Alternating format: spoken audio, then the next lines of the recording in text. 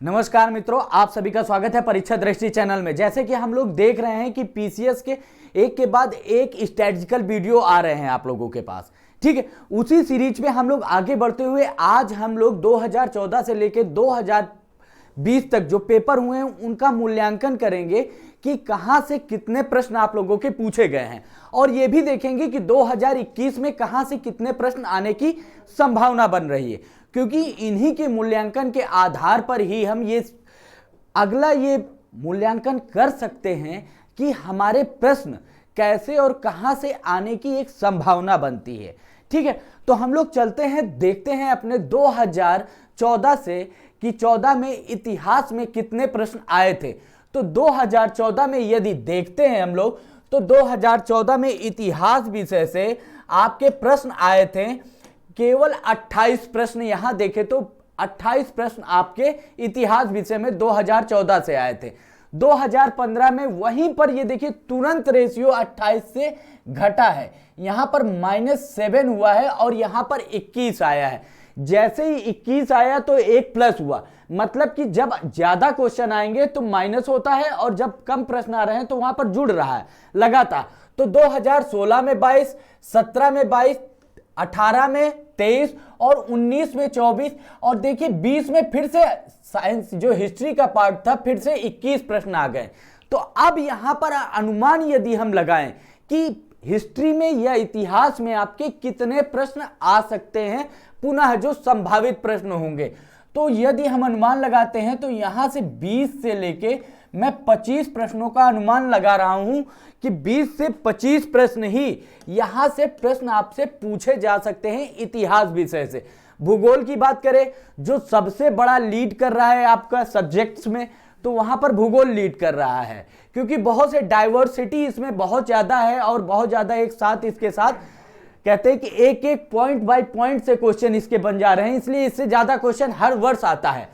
तो 2014 में देखें तो 24 प्रश्न है, 15 में 28 प्रश्न, वहीं पर 16 में इनकी प्रकृति बढ़ गई 31, 17 में 31, 18 में 28 प्रश्न, 19 में 24 प्रश्न, 20 में 27 प्रश्न। यदि हम देखें ऑन एवरेज, यदि हम देखें कि 21 में कितना प्रश्न आ सकता है, तो हम यहां पर मानते हैं कि यहां पर 24 से लेकर 30 प्रश्नों की संभावना अभी भी बनी हुई है, और जो कि ज्योग्राफी में लीड कर रहा है आपका पहला सब्जेक्ट, ठीक है। विज्ञान की बात करते हैं, 2014 में 10 प्रश्न आए, 15 में यही संख्या एकदम से जंप की और 27 प्रश्न हो गए, 16 में 31 प्रश्न, 17 में 21 प्रश्न, 18 में आपके प्रश्नों की संख्या कम हुई, हो गई यहां पर 11 प्रश्न, 19 में फिर से बढ़ा 25 प्रश्न, और 20 में फिर से कम हुआ है। तो ऑन एवरेज यदि मैं यहां पर लगाऊं तो यहां पर मेरा जो अनुमान है ये 15 से 20 क्वेश्चन तक आपका साइंस का क्वेश्चन जो 2020 में आने वाले प्रश्न हैं, उनमें साइंस 15 से 20 प्रश्न यहां से रहने वाले हैं आपके।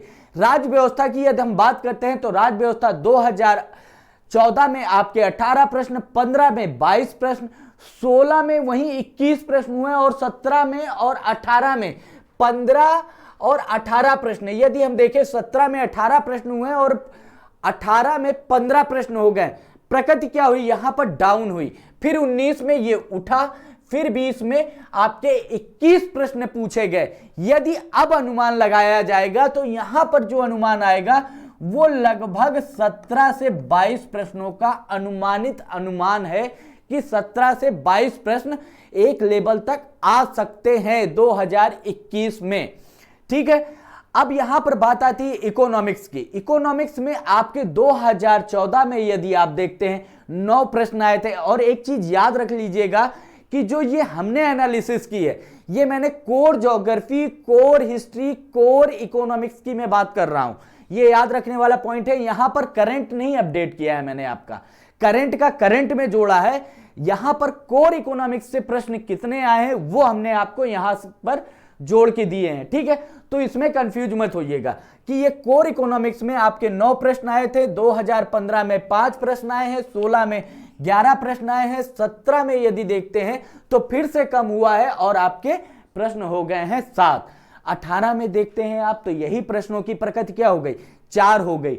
19 में 14 हो गई और 20 में बहुत ज्यादा घटा और 6 पहुंच गया।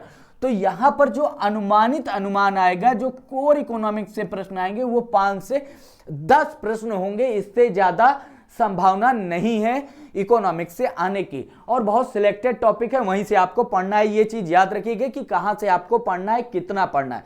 मैं बार बार आप लोगों को आगाह कर रहा हूं कि कितना पढ़ना है, ठीक है। अब बात करते हैं हम लोग पर्यावरण की।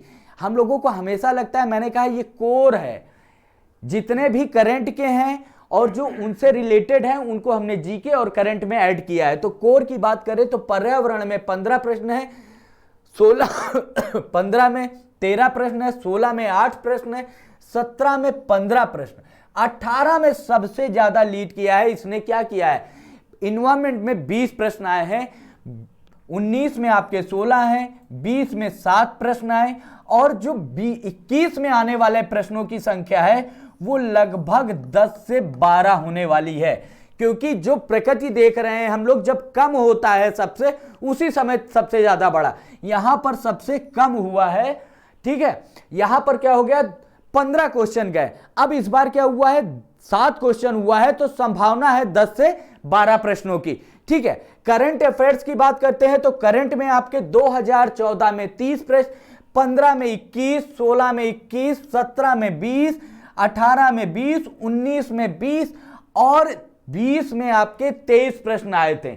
जो कि यहां पर अगर और देखते हैं तो यहां पर इस बार जो 2021 का क्वेश्चन पेपर बनेगा वो 20 से लगभग 25 तक आपके करंट के क्वेश्चन आने की पूरी संभावना है, ठीक है।